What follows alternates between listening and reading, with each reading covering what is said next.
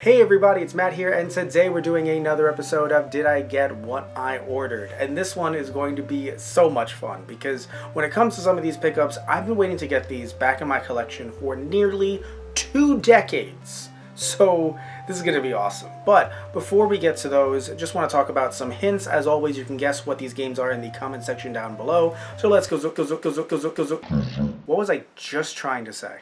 What was that? So let's go over some hints now. I know how to use words. So we have 2 PS2 games. One of them is actually based off of a series that came out on the Kids WB when I was a kid, and that's why I wanted the game on the PS2 again.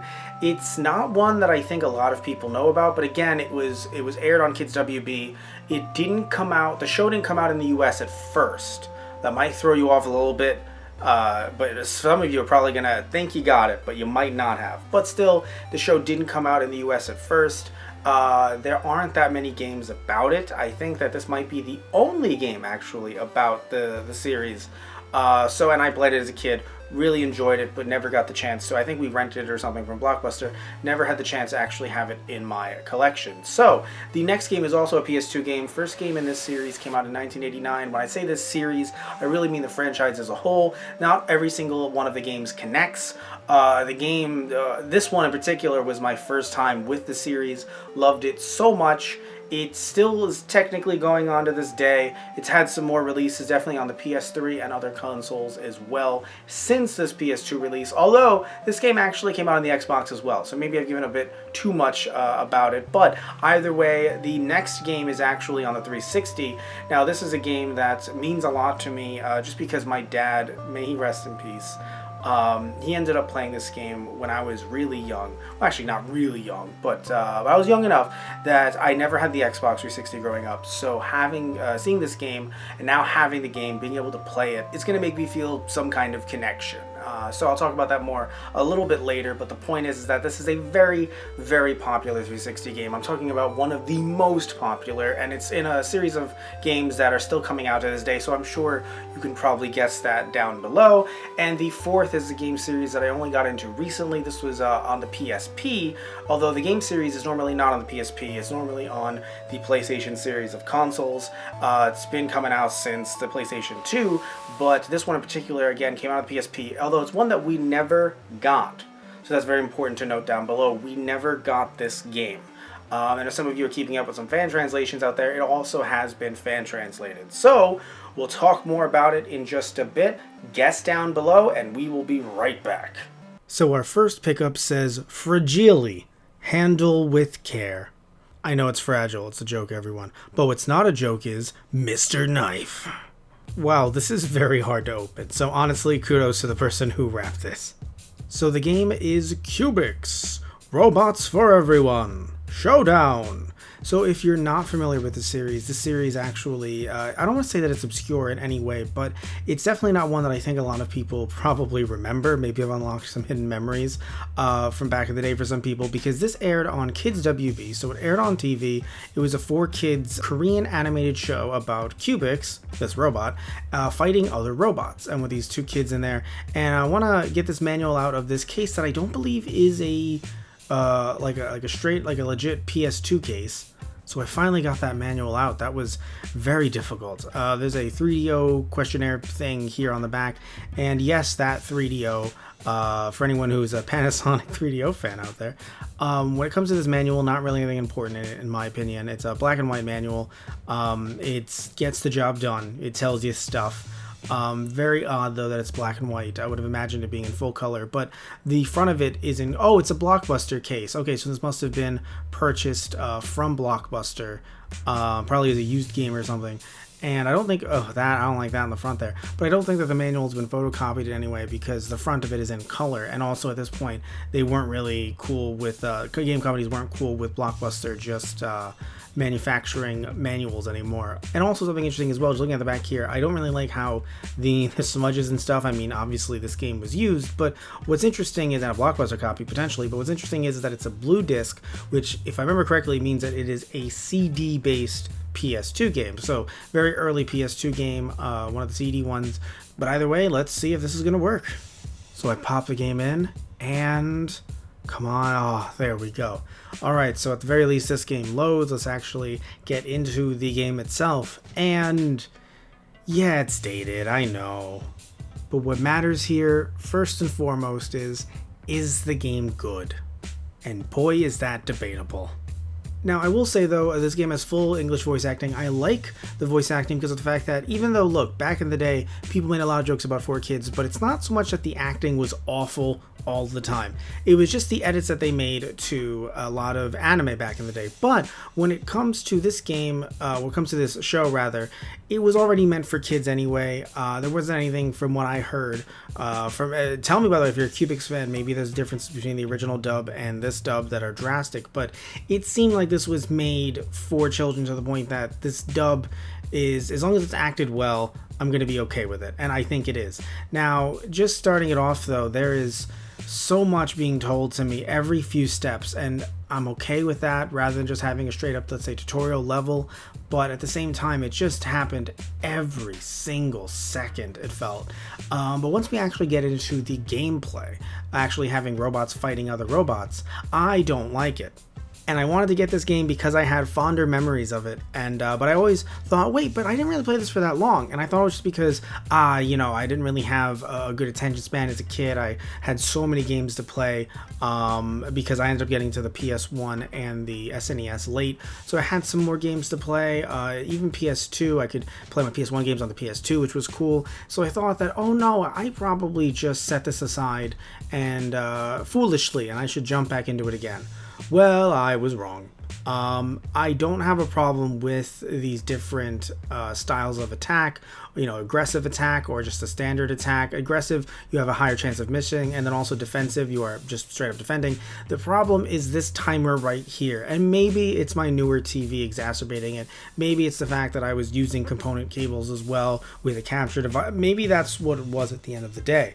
But the fact of the matter is that trying to target even just in this first straight up kind of half like tutorial fight, it was a pain.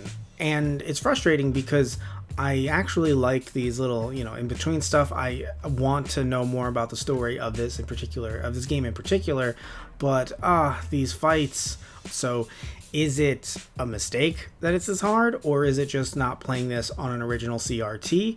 But now I'm remembering, right, as a kid, I got past maybe 1 to 2 fights, and then I stopped being a fan because it's just so difficult, and it should not be. I have no problem with getting good, but getting good exclusively for Cubics, exclusively based on timing, not the biggest fan. But moving on to our next game, which is also relatively hard to open, actually. You can actually see it right here, so let's just pull this thing out. If you're not familiar with what it is, it's actually called Kudohyo Ryuga Gotoku Shinsho, which is Black Panther, Like a Dragon, New Chapter. Like a Dragon is actually the Japanese name for the series Yakuza. So this is a Yakuza game for the PSP that we never got. But thankfully, this has actually been fan translated, which is pretty cool.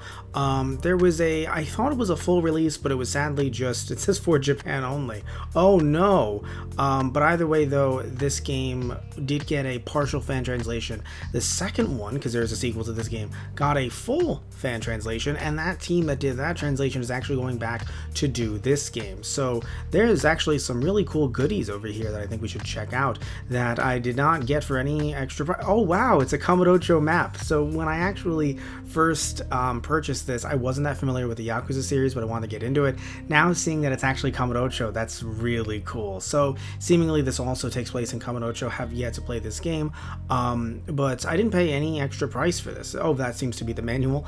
But what's really cool is that this just came with the game, just standard edition seemingly. Oh, it's an invitation. Was this character invited to Smash? Is Kiryu coming to Smash? I know that apparently the last character has been added to Ultimate, but you never know. Sakurai could get enough sleep, could sleep for like 2 years, come back Heat style, end up bringing back Kiryu. But either way, not really going through the manual too much as I don't speak Japanese. When it comes to the UMD, looks like a UMD, and I don't know what this is at all. I have no idea. It looks cool though. Seemingly something about the game. If you know what any of this means, please comment down below. But either way, let's pop this game in to see if it works. And something that I should mention is that, yes, Japanese games do work on US PSPs. While this is a PSP that does have custom firmware on it, that does not in any way mean that you need custom firmware to play Japanese games. Still going to be in Japanese. If you want to play English patched games on your PSP, then yes, you are going to need to actually mod your PSP in some way or another. And from the looks of it, at the very least, the game is recognized and it does load up. Like I said earlier, while Japanese games should work, didn't mean that this one would, because you never know what happens. So yay, thumbs up past me. Yeah, me. Go. Oh, it's loading. Good sign. Sega. Alright, and here we are. So I can start a new game, and God, the screen looks so crisp. Love the PSP screen. So yeah, here it is. At the very least, we know that this game does work. So the next game we're opening has this nice little thing here. Maybe we can just pull this down and that'll do the job for. Nope, did not do the job for us. So it seems like, yet again, we need Mr. Knife. So now that we've opened it up, the game is Gears of War. So this, like I said before, is a game franchise that I never got into. My dad really loved back in the day. Really wish he was still here to play some of the newer ones, as he's the person who really got me interested in gaming and loved video games. So I would watch him play this, and he gave me the controller a few times, and I was just riding around in this really weird, strange, unique world that and I'll be able to experience again for the first time. So that's really cool. That's Dave Bautista right there. No one can tell me any differently. You can tell me what his real name is, and I'll say yes, who is played by Dave Bautista. And that's not a knock to his voice actor, who I've heard. Really cool sounding voice, really good, acting chops, but is also moonlighting as Dave Bautista. So I don't know. Just look at that dude. It's clearly Dave Bautista. But, and I say this as someone who's a huge wrestling fan. So, oh, wow. Okay. Perfect Dark stuff. So we can see at the back here that they're promoting Crackdown. I remember a lot of people talking about the third Crackdown and when that would actually happen. Not even sure if it's out yet. But at least we know that the manual is in good shape. Now, looking at the actual disc itself, it's not that bad. I gotta say, I thought it would be worse, but, it's a little stuff here and there, but I thought that this disc was not going to be in the best shape. So I'm actually really happy to see that it looks doable. I think this one's gonna work right off the bat, even with some of these little stuffs, little like scuffs and scratches and whatnot. I think this one's gonna work. Alright, so I pop this into the Xbox 360, and it's reading. Oh no. Oh god. Oh, there we go. Okay, and there we go. So at the very least, it does read the game. So I was a little bit concerned for a bit there. So this is going to sound pretty silly, I'm sure, to many of you out there, especially longtime Gears of War fans, but this game, not only do I really enjoy the way this game starts out, just kind of throwing you into the chaos, while also being part tutorial, but I really gotta say, the voice acting is great, and it looks really good. I think it's because I didn't play too much of the PS3 while it was out. I played a bit, but mostly on the PS3, honestly, I played PS1 games. So when it came to the PS3, and definitely, like I mentioned before, never really got into the 360, so I missed this generation. So for me, it's PS2 to PS4. So seeing the PS3 look this amazing and this crisp, or in this case the 360 of course, look this crisp, is awesome. Now, I want to mention there might be some imperfections in the recording with the frame rate and whatnot. That's just a capture card that I used, specifically not the capture card being an issue, it's a Game Capture HD Pro. It's the actual laptop that I recorded this with that has a bit of an issue with anything past the PS2, so, and original Xbox, so bear with me there. But either way though, looking at this game, it's easy to pick up. I'm really enjoying it so far, even though it's just, I've only played 30 minutes or so, but I gotta say, like, it really drew me in, and these cutscenes are really fantastic, so it's really drawn me in. Can't wait to play this game. Alright everyone, we are on the final game, and this one has me so hyped. I am very, very interested in finally going to be able to play this game again that I have not played in over a decade. So if we can just, if we can just, and that game is Prince of Persia, The Sands of Time. This box does not look that good, but what matters is, can I play the game? Because let's throw up the price right now.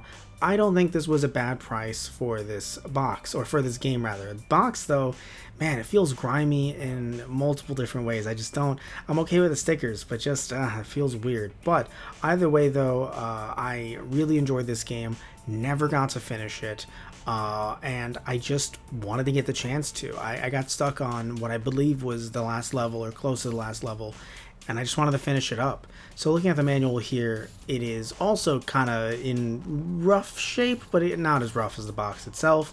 Another black and white manual. I seemingly have forgotten that during the PS2 era they switched over to black and white. I mean, saves money, mind you, but I had simply forgotten that they'd done that. I thought that every manual was full color, but it's been a while. So either way though, we have some, register online and enjoy the benefits. I assume that is not valid anymore. Beyond Good and Evil, I've heard good things about this game. I think it's available on Game Pass, so I should probably try that out. But either way though, looking at the disc itself, looking at the back of this, it looks like it's gonna work. There are definitely some issues, as you can see. I'm not saying it's in the best condition. It's, you know, it's been used, but I do think that it is going to work. Man, it looks like someone tried to clean this, but just did it in a way that kind of made more scratches. The inner ring also looks pretty weird, and I'm not a fan of that. I think that the light might be playing a few tricks on us, making it look a lot worse than it is, which I'm not saying it's good, but let's see if this works. Okay, so it booted. That's good. Now it's loading. Oh wow, that was actually quicker than I thought, and it's loading my save data. This is nearly 20-year-old save data, everyone. Oh my god, that's so cool. I know it's something that should actually happen, but still, like, the fact that this is my original memory card and that it's still working, knock on wood, and then I can load the game up. Granted, I was so far in the game I have to start over, but still really cool that that this worked. Huh. And there it is, 83%. I was not as far as I thought I was. Or maybe there was just some extra little hidden stuff I didn't get. Oh, starting new game goes right from the cutscene to the game. Okay, that I'd forgotten about this, and this is so cool. Now I'm kind of remembering, my mind was blown at the time, and yeah, it kind of still is. So either way though, as you can see, I'm running a little weird. I'm not going to play too much of this game, just happy that it works so far. We got through these cutscenes, but you can see that I'm running a little weird. And the reason why is because of the fact that I actually have a PS1 controller plugged in. So I was super worried that my PS2 was just completely done for. It's not. It's just that my controllers ain't what they used to be. So using a PS1 controller and then and I don't think it's compatible with, even though this is a PS1 dual stick analog, I don't think it was meant to be compatible with it. And then with the PS2 controller, it was also giving me a little bit of issues. So I probably just have to get a new controller. Or maybe just flatten out the controller a little bit. Maybe it's the wires are a little funky over time. But yeah, I'm still happy that it works nonetheless, even though I might have an issue with controllers in the near future. I gotta say, I fully understand if you've never played this game before and you're looking back on this and thinking, oh, the graphics don't really look that good, but this really, in my opinion, does hold up. At least these cutscenes do. And even in-game too, I have to say, although I am using component cables, to be fair. Alright, so let's jump back to me in front of the shelf. So yeah, I definitely can't wait to play some of these games. Thank you all so much for watching. As always, if you like the video, please remember to like and subscribe. And if you don't, you can still like and subscribe. You can also dislike too if you want. And subscribe, again, totally up to you. Also want to say as well that comment down below if you have any experience with these games. Would love to hear about it because, well, you know, again, some of these games, obviously, I'm sure you have some experience with, but I'm very curious about not just the PSP Yakuza game, but also Cubics, because I never hear anyone talk about Cubics. I ask people about it, they're like, either I think I remember it, or I get people saying they just don't remember it at all, and then I literally will show them video of Cubics, and they think it's like cursed, or they think that it doesn't exist, and I made it up. Well, did this look like a box that I made? Well, okay, maybe. But either way, love you all, take care, and tune in next time. So, see ya!